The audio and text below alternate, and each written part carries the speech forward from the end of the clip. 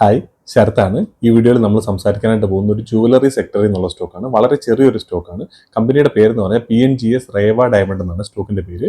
നമ്മൾ ഓൾറെഡി ഇവരുടെ business analysis കാര്യങ്ങളൊക്കെ ചെയ്താണ്. കഴിഞ്ഞ ഒരു 2-3 മാസമായിട്ടുള്ളൂ ഇവർ IPO വന്നിട്ട്. അതായത് കഴിഞ്ഞ മാർച്ചിലാണ് ഇവർ IPO വന്നത്. അതിനുശേഷം നമ്മൾ Q4ന്റെ റിസൾട്ട് കാര്യങ്ങളൊക്കെ അനലൈസ് ചെയ്താണ്. നല്ല രീതിയിൽ ഗ്രോത്ത് കാര്യങ്ങളൊക്കെ വന്നുകൊണ്ടിരുന്ന ഒരു സ്റ്റോക്കാണ്.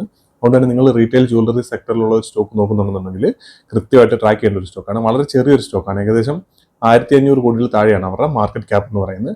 നമ്മൾ അന്ന് സംസാരിക്കുന്ന സമയത്ത് ഏകദേശം 1200, 1300 കോടി ആ ഒരു റേഞ്ചിലായിരുന്നു അവരുടെ മാർക്കറ്റ് ക്യാപ്പ് ഉള്ളത്. അവിടുന്ന് ഇപ്പോൾ ചെറിയ രീതിയിൽ ഒരു 10-15-20% ഗ്രോത്ത് സ്റ്റോക്കിൽ മൊത്തത്തിൽ വന്നിട്ടുണ്ട്. അതുകൊണ്ടാണ് അവർ മാർക്കറ്റ് ക്യാപ്പ് ചെറുതായിട്ട് കൂടിയിട്ടുള്ളത്. അങ്ങനെയാണെങ്കിൽ പോലും സ്റ്റോക്കിൽ നല്ല പൊട്ടൻഷ്യൽ ഉള്ള ഒരു സ്റ്റോക്കായിട്ട് തന്നെയാണ് തോന്നുന്നത്. നല്ല രീതിയിൽ ഹൈ പേസിൽ ഗ്രോത്ത് കാര്യങ്ങളൊക്കെ വന്നുകൊണ്ടിരിക്കുന്ന ഒരു സ്റ്റോക്കാണ്. ബിസിനസിനെ പറ്റിയിട്ട് നമ്മൾ ഡീറ്റെയിൽ ആയിട്ട് ആ വീഡിയോയിൽ സംസാരിച്ചിട്ടുള്ളത്. ഇവർ ഡയമണ്ട് ജുവലറിയാണ് മെയിനായിട്ട് മാനുഫാക്ചർ ചെയ്യുക, അതുപോലെ തന്നെ സെല് ചെയ്യുകയും ചെയ്തുകൊണ്ടിരിക്കുന്നത്. അതുകൊണ്ട് തന്നെ നമ്മുടെ നോർമൽ ആയിട്ടുള്ള കല്യാൺ ജുവലേഴ്സോ അല്ലെങ്കിൽ പീൻ ഗാഡ്ഗിൽ അല്ലെങ്കിൽ ടൈറ്റാനോ ഒക്കെ പോലുള്ള ജുവലറി ആയിട്ട് നമുക്ക് ഡയറക്റ്റ് കമ്പയർ ചെയ്യാനായിട്ട് പറ്റില്ല. കാരണം അവരെ കഴിഞ്ഞൊക്കെ മാർജിൻസ് ഇവർക്ക് കൂടുതലാണ്. കാരണം ഇവരുടെ ഡയമണ്ട് ജുവലറീസ് ആയതുകൊണ്ട് തന്നെ അതിന് പണിക്കൂലി കാര്യങ്ങളൊക്കെ കൂടുതലായിരിക്കും. പ്രത്യേകിച്ച് 14 ക്യാരറ്റോ 18 ക്യാരറ്റോ ഒക്കെ ആയിരിക്കും ഇവർ യൂസ് ചെയ്യുന്ന ഗോൾഡ്. അവിടെ പണിക്കൂലി കുറച്ചുകൂടെ കൂടുതലാണ്. കാരണം ഡിസൈൻസ് കാര്യങ്ങളൊക്കെ കുറച്ചുകൂടെ കോംപ്ലിക്കേറ്റഡ് ആവും. അതുകൊണ്ട് തന്നെ നമുക്ക് നോർമൽ ആയിട്ടുള്ള ജുവലറി ആയിട്ട് ഡയറക്റ്റ് കമ്പയർ ചെയ്യാൻ പറ്റില്ല. ഇവർക്ക് കുറച്ചുകൂടെ മാർജിൻസ് കാര്യങ്ങളൊക്കെ അവരെ കഴിഞ്ഞ് കൂടുതലായി. കഴിഞ്ഞ ക്വാർട്ടറിലൊക്കെ നോക്കിയാൽ ഏകദേശം 14-15% ഇവരുടെ പ്രോഫിറ്റ് മാർജിൻ എന്ന് പറഞ്ഞാൽ.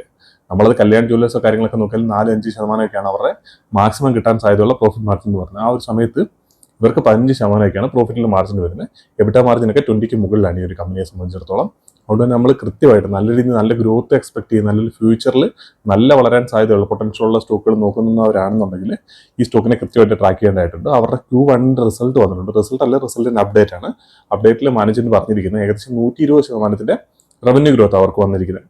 ഇവരുടെ റവന്യൂ ഗ്രോത്ത് എന്ന് പറയുമ്പോൾ അവിടെ നമ്മൾ ഒരു കാര്യം ശ്രദ്ധിക്കേണ്ടതായിട്ടുണ്ട്. ഇവർ പ്ലെയിൻ ഗോൾഡും സെല് ചെയ്യുന്നുണ്ട്. പ്ലെയിൻ ഗോൾഡ് എന്ന് പറഞ്ഞാൽ ഇപ്പോൾ ആളുകൾ ജുവലറി മേടിക്കാൻ വരുന്ന സമയത്ത് അവരുടെ ഓൾറെഡി ഉള്ള ഗോൾഡ് കാര്യങ്ങളൊക്കെ ഉണ്ടെങ്കിൽ അത് എക്സ്ചേഞ്ച് ചെയ്യാറുണ്ട്.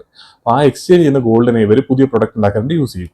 സെയിം ടൈമിൽ അതിൽ മിച്ചം വരുന്ന എക്സ്ട്രാ വരുന്ന ഗോൾഡ് ഇവർ ഡയറക്റ്റ് ആയിട്ടും ഓപ്പൺ മാർക്കറ്റിൽ സെല് ചെയ്യും. അങ്ങനെ സെല് ചെയ്യുന്ന വരുന്ന ആ ഒരു എമൗണ്ട് ഈ പറഞ്ഞ സെയിൽസ് ഗ്രോത്തിൽ വരും.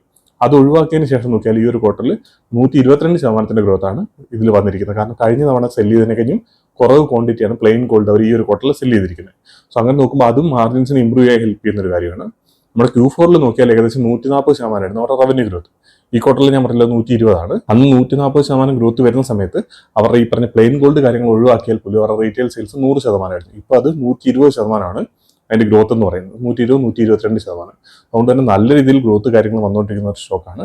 ഞാൻ നേരത്തെ പറഞ്ഞ പോലെ മാർക്കറ്റ് ക്യാപ്പ് വളരെ ചെറുതാണ്. വളരാൻ പൊട്ടൻഷ്യൽ ഉള്ള ഒരു സ്റ്റോക്കാണ്. ഇവർ IPOയിൽ തന്നെ പറഞ്ഞിട്ടുണ്ട് അടുത്ത 2 വർഷത്തിനുള്ളിൽ, അതായത് വരുന്ന FY 27-28 ഈ 2 വർഷത്തിനുള്ളിൽ ഇവർ ടോട്ടൽ 15 പുതിയ ഷോറൂംസ് ആഡ് ചെയ്യുമെന്ന് പറഞ്ഞിട്ടുണ്ട്. ഇപ്പോൾ ഓൾറെഡി ഉള്ളത് അവർക്ക് ഏകദേശം 36-37 ഷോറൂംസ് ഈ ഒരു ക്വാർട്ടറോടെ ആയപ്പോൾ. അതിനകത്ത് 3 എക്സ്ക്ലൂസീവ് ബ്രാൻഡഡ് ഔട്ട്ലെറ്റ് EBO എന്ന് പറയും. അതെന്ന് പറഞ്ഞാൽ ഡയറക്റ്റ് ആയിട്ടുള്ള ഇവരുടെ ഷോറൂംസ് ആണ്. ബാക്കിയുള്ള 34 വരുന്നതെന്ന് വെച്ചാൽ ഷോപ്പ് ഇൻ ഷോപ്പാണ്.